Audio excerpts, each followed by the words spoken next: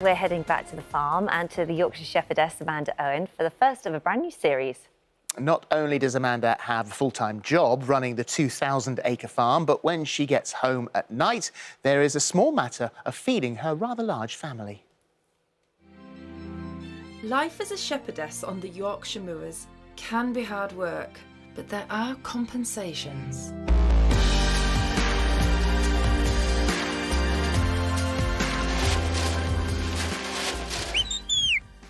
Much of my working life is spent out here feeding the animals. I've got 1,000 sheep, but when this flock is fed, I've got my own flock at home that also need feeding. So I've searched for the best locally sourced ingredients for a 3-course meal that will have to pass the ultimate taste test. Does anyone else want a Yorkshire pudding? My husband Clive and our 9 children. Welcome to the Yorkshire Shepherdess family feast.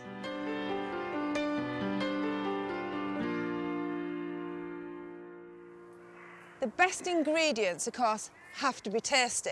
But in an ideal world, I'd also quite like them to be free, you know, oat for note and all that. So I'm here today in the woods, foraging for edible fungi for my starter, which is going to be a wild mushroom soup. I do forage at home on my farm, but I'm always willing to learn from an expert like Lisa Cutcliffe from Edulous Wild Food, who takes people on foraging expeditions. And it's true what they say, she's a fun gal to be with. What are the golden rules of foraging? Well, the first rule would be, if in doubt, leave it out. Never munch on a hunch. Mushroom foraging can be really dangerous if you don't know what you're doing. You could end up poisoning yourself. So you need to go out with an expert until you are experienced enough to do it safely for yourself. So, the hunt is on. And Lisa's off to a great start with these deceiver mushrooms. I'm looking very closely for mushrooms, but I'm not seeing anything. I found something edible over here. OK, all I can see is leaves. It's these little purple mushrooms. Can you see them? I can see them now, you've pointed them out. Aren't they gorgeous? These are the Amethyst Deceiver. So we found the Deceiver, and this is their beautifully coloured cousin. So this is why it's great being here with Lisa, because I would never have spotted these. I'd have just walked right past them. I'm learning lots as the forager's apprentice as we discover fungi in all shapes. That just looks like a blob to me. It's a hedgehog mushroom. And sizes. Lisa is very excited about this one. That's a baby set. They're one of the most gourmet fungi and the most sought after. That one's a bit small to put in our soups, but we can eat it raw. So if you want to have a nibble. That is the most intense mushroom flavour that I have ever had. I could eat a lot of these. But I have to find them first, bearing in mind Lisa's second golden rule. It's important that we also think about the ecosystem. Never take all of it. Leave some for nature.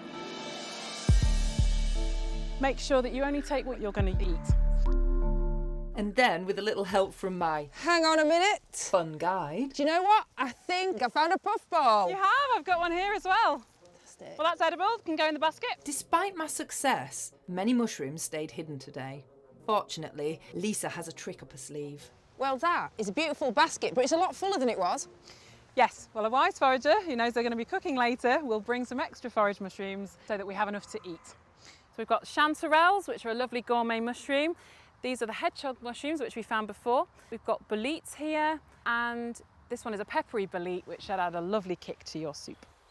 With our beautiful mushrooms in hand, it's back to the farmhouse kitchen. We've washed them and we're ready to go. Edith, I need you to start chopping. Is that okay?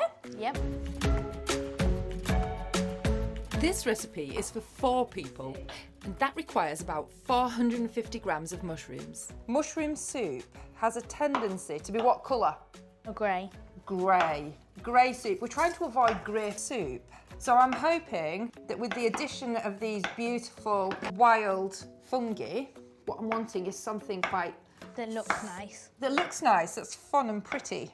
Next, I soften a chopped onion and add 1 grated garlic clove, leaving my sous chef time to finish chopping the mushrooms, if she doesn't stop, What's this one? to ask tricky questions. I have no idea. It's a mushroom. Chop it up and let's get it in the soup. It was really good fun going and foraging for the mushrooms in the woods, but you don't have to. But you can get wild mushrooms in the supermarket. When the onions have gone translucent, So it's time to put the mushrooms in. fry the mushrooms for 8 minutes until golden. And now for the secret ingredient, Madeira. But if you prefer not to use alcohol, then you could swap that for balsamic. Just bang it in, experiment a little bit, but it'll just give it a bit of depth. Turn the hob up to evaporate the alcohol and then add 850 millilitres of vegetable stock and some chopped thyme. Bring this up to the boil now. Then I'm going to put the lid on and turn the heat right down.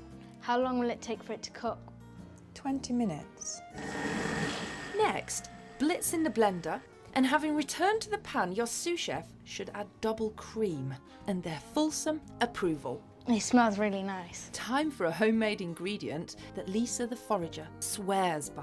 It's porcini powder, and she said if I add just a little teaspoon of this, it'll just take it to the next level. This is homemade, but you can buy porcini powder in the shop.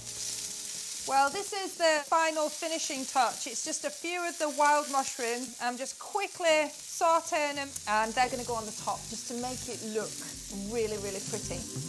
Finally, garnish with roasted hazelnuts and wood sorrel.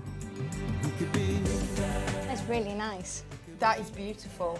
I think it can definitely go into our family feast. The flavour is so intense. That is mushroom soup. It's on a different level.